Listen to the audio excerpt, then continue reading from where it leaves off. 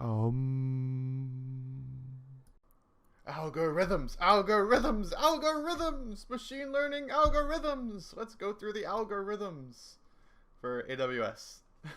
So there's different types of algorithms, and we're going to go through them to master them.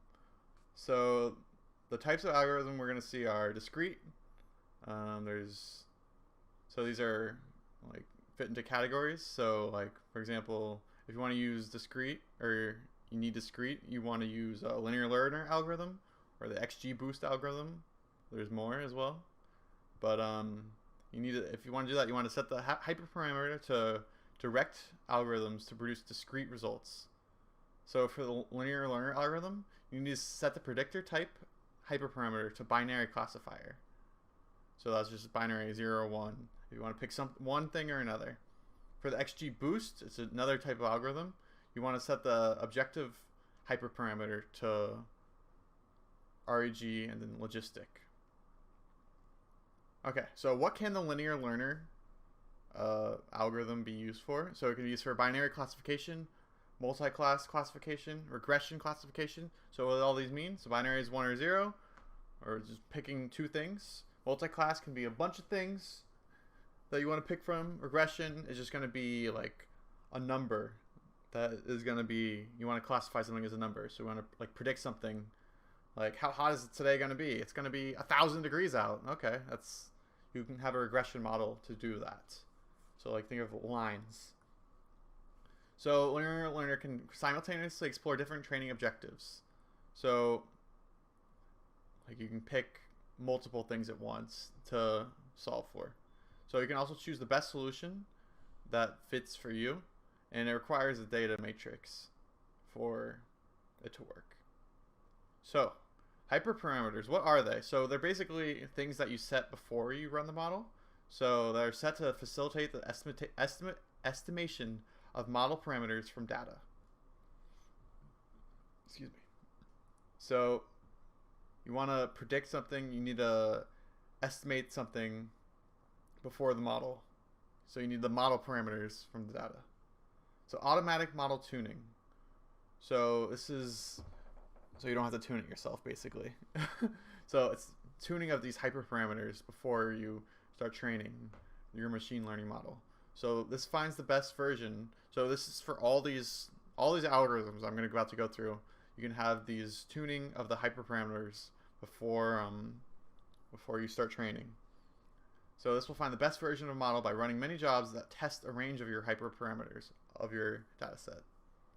So that was for generalized for a linear learner as well. What that can be used for. So let's go on to XGBoost, which is a pretty general model, or it can be used for a bunch of different things. So CPU only, so we'll not use GPU. So I kind of didn't write that down for a linear learner, or I didn't write it down for many of the other ones, because if you need to know, you can look it up pretty easily. So what does XGBoost stand for? It's extreme gradient boosting. Sounds amazing. Extreme gradient boosting, kind of like a rocket ship. You have to boost through. So it's an implementation of the gradient boosted trees algorithm. So that sounds like a bunch of fancy words, and it is. But what does it do? It attempts to predict the target variable by combining an ensemble of estimates from a set of simpler, weaker models. So what is this good for? Regression, classification, plus binary classification, and ranking. So once again, useful for many things. So like ranking, what is the best, fastest turtle through a machine learning model. So that extreme boosting could solve for that. So it operates on tabular data. So kind of like tables. So where the rows are observations. So on to the next algorithm. There's a bunch of these. There's many machine learning algorithms. So factorization machines algorithm, FMA. So this can be used for classification and regression. And it's designed to capture interactions between features within highly dimensional sparse data sets. So it's supervised. So if the data sets have just a bunch of empty data. Excuse me, I'm very gassy today. If the data sets have a bunch of zeros in their data, this can help for that because they're sparse, they're all spread apart. And supervised, so what does that mean? So that means you have to send in the labels for it. So like labels for like a column or something, or labels for something that you want to predict, so you know what you're wanting to predict. This is as opposed to unsupervised, for example, with this k-means algorithm, where you don't know what you're trying to predict, so you need, I guess, a smart algorithm to help you out. So, for example, this one will find discrete groupings within data. So, in this case, you want to find the groupings within the data you're trying to predict, but you don't know what the groupings are. So, this will help you out here. So, members in this group are similar. You want to find the most similar groups. So, SageMaker is what AWS uses. Use a modified web scale k-means clustering algorithm, which will expect tabular data, so kind of like rows and columns. So, it also expects data in the train channel, and there's also an optional test channel. So there's a bunch of different file types for all these algorithms. Most of them accept CSV and protobuf or one or the other, but this one accepts both, and it does not support multiple instance learning. So you can't use like multiple EC2s or multiple machines at the same time, only one and only CPU. So principal component analysis, PCA. So what is PCA? It's unsupervised. It reduces the number of features within the data set while retaining information. So if you have a bunch of data, you want to squeeze it down, this is what you're going to use. So find a new set of features called components. That's what I'll do. On the next one, I'm going to go through these quick. So image classification algorithm. So supervised, it supports multi-label classification. And so you can classify things as multiple labels. Seems useful. And outputs labels assigned to an image. So for example, what I want to do is I took a bunch of videos of my lawn. My roommates think I'm crazy. And I want to classify if the lawn needs to be cut or not. So that'll be interesting. I want to use this algorithm to do that. I'll see if I can do that this week. And it supports record IO and images. So sequence-to-sequence algorithm, some people call this Seq-to-seq. Its supervised input is a sequence of tokens, and it also output a sequence of tokens. So that's pretty useful. Latent dirichlet allocation, LDA. So is an unsupervised model. So by the way, all these come from AWS itself. These notes. So I'll link that in the description. So it describes a set of observations as a mixture of distinct categories.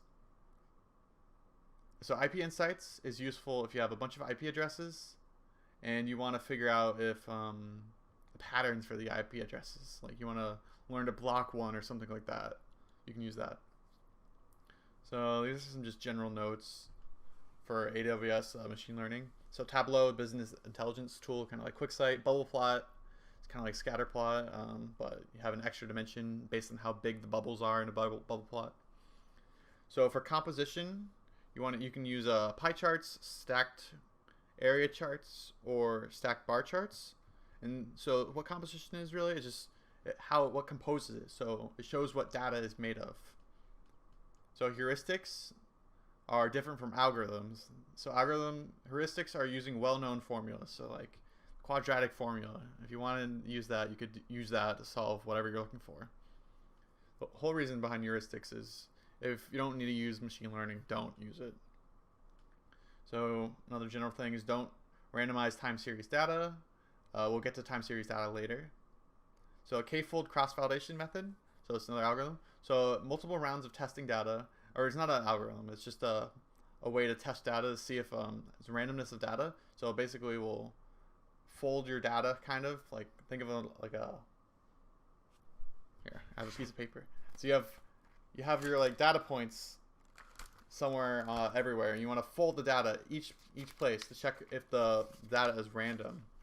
So it'll just fold it randomly and it'll check for that. So if you want faster training, you can use protobuf record IO to pipe your data directly to your training process. So for the create training job API, this will submit a job. Hyperparameters are before learning, while parameters are during the process of learning and the machine learning process. I say learning a lot. Take a drink each time. So train, so you can create training job. This is an API call. Create training job, and then for if you want your inferencing, you use the create model API call.